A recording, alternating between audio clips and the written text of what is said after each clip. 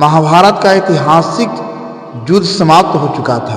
युद्ध भूमि में बिखरे हुए वस्त्र, मुकुट और टूटे हुए शास्त्र योद्धाओं के शौर्य की गाथाएं गा रहे थे और चारों तरफ घर उदासी छाई हुई थी। गिद्ध, कुत्ते और शेरों की भयानक आवाजों के बीच निर्जन हो चुकी थी। उस भूमि पर द्वापर के सबसे महान योद्धा भीष्म पितामह मृत्यु शैया पर पड़े सूर्य के उत्तरायण होने की प्रतीक्षा कर रहे थे। तभी उनके कानों में एक परिचित ध्वनि आई है, प्रणाम पितामह। भीष्म ने सूख चुके ओठों पर एक मरी हुई मुस्कान तैर उठती है और बोलते हैं, आओ देवकी नंदन कृष्ण, स्वागत है तुम्हारा।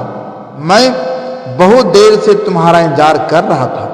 कृष्ण बोले, क्या कहूँ पितामह, अब तो मैं यह भी नहीं पूछ सकता हूँ कि कैसे हो आप। पितामह कुछ क्षण बाद बोले, कुछ पूछो कि सब बड़े अच्छे समय में आए हो। संभवतः मेरे शरीर छोड़ने से पूर्व अनेक भ्रम समाप्त हो जाएंगे। कृष्ण बोले, कहिए पितामह। तब भीष्म पितामह ने कहा कि एक बात बताओ कृष्ण, तुम तो ईश्वर हो। कृष्ण ने बीच में ही टोकते हुए कहा, नहीं पितामह, मैं तो आपका पुत्र हूँ, ईश्वर नहीं भीष्म पितामह। अपनी घोर पीड़ा में भी ठहाके लगाकर हंस पड़ते हैं। कृष्ण, मैं अपनी जीवन का स्वयं अभी आकलन नहीं कर पाया, नहीं जानता कि मेरा जीवन अच्छा रहा या बुरा रहा, पर अब तो इस धारा से जा रहा हूं कन्हैया। अब तो ठगना छोड़ दो कृष्ण। भीष्म पितामह ने थोड़ा पास जाते हैं और कहते हैं, कहिए पितामह, क्या पूछना चाहते हैं आप। भीष्म पितामह बोले, एक बात बताओ कन्हैया, इस युद्ध में जो भी हुआ वो ठीक था क्या। कृष्ण ने पूछा, किसकी ओर से पितामह, पांडव की ओर से या कौरवों की ओर से। भीष्म पितामह ने कहा, कौरवों की तो बस चर्चा ही छोड़ दो, अब कोई अर्थ ही नहीं रह जाता है कन्हैया। पर क्या जो पांडवों की ओर से हुआ वह सही था। क्या आचार्य द्रोण का वध, दुर्योधन की जांघ पर प्रहार, दुशासन की छाती का चीरा जाना और जयद्रथ के साथ हुआ छल, निहत्थे कर्ण का वध, यह सब ठीक था क्या। कृष्ण कहते हैं, इसका उत्तर मैं कैसे दे सकता हूं पितामह। इसका उत्तर तो पांडवों को देना चाहिए। मैं तो इस युद्ध में कहीं था ही नहीं पितामह। भीष्म पितामह ने कहा, अब भी चाल नहीं छोड़ोगे कृष्ण। अरे पूरा विश्व भले ही कहता रहे कि महाभारत में अर्जुन और भीम ने लड़ाई जीता, पर मैं जानता हूं कन्हैया, यह केवल तुम्हारी और केवल तुम्हारी विजय है। मैं तो उत्तर तुम ही से पूछूंगा कन्हैया।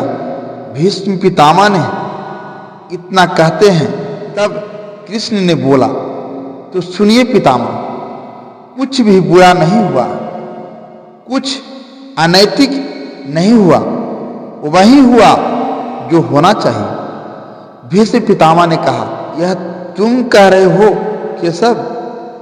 मर्यादा पुरुषोत्तम श्री राम का अवतार कृष्ण कह रहे हैं। यह छल तो किसी युग में भी हमारे सनातन संस्कारों का अंग नहीं रहा, फिर यह उचित कैसे हुआ।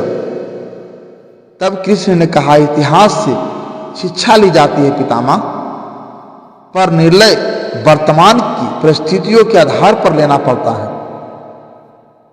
हर युग अपने तत्वों और आवश्यकता के आधार पर अपना नायक चुनता है। राम त्रेता युग के नायक थे, मेरे भाग में द्वापर आया। हम दोनों का निर्णय एक जैसा नहीं। करना भरे स्वर में कहा, हम कुछ समझा नहीं कृष्ण। तब श्री कृष्ण ने उत्तर देते हैं कि राम और कृष्ण की परिस्थितियों में बहुत अंतर है। राम के युग में खलनायक भी रावण जैसा सी भक्ति होता था। तब रावण जैसी नकारात्मक शक्तियों के परिवार में भी विभीषण जैसा संत हुआ करता था। तब बाली जैसी नायक के परिवार में भी तारा जैसी विदुषी स्त्री और अंगद जैसी सज्जन पुत्र होते थे। उस युग में खलनायक भी धर्म का ज्ञान रखता था, इसलिए राम ने उसके साथ कभी छल नहीं किया।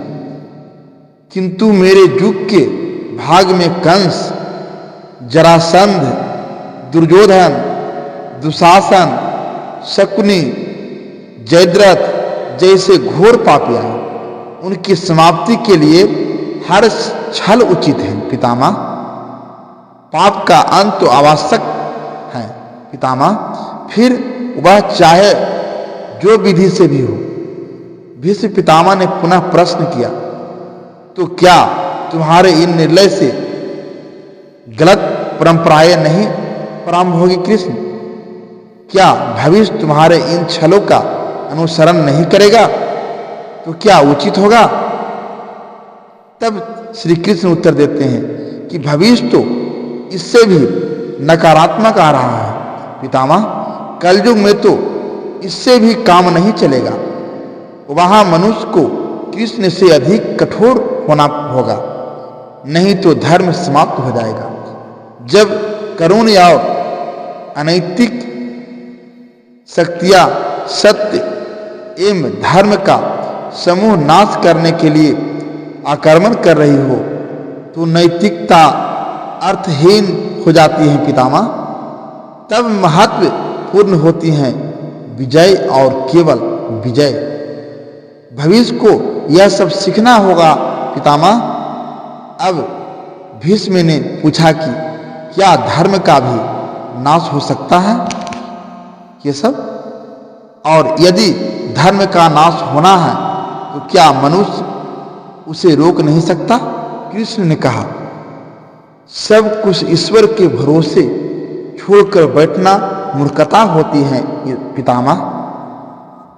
ईश्वर स्वयं कुछ नहीं करता, केवल मार्गदर्शन करता है।